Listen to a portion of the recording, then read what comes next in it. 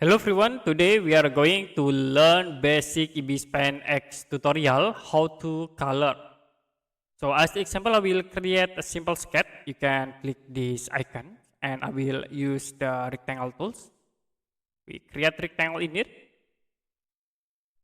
Now if you want to color inside these rectangles, we can use the bucket tools. You can click this icon bucket and then you can choose your color.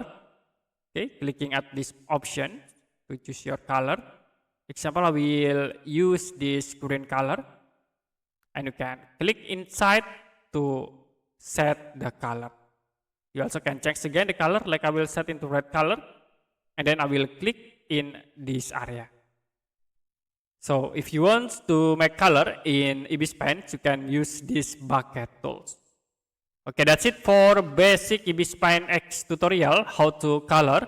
If you have any question about tutorial, you can comment below this video.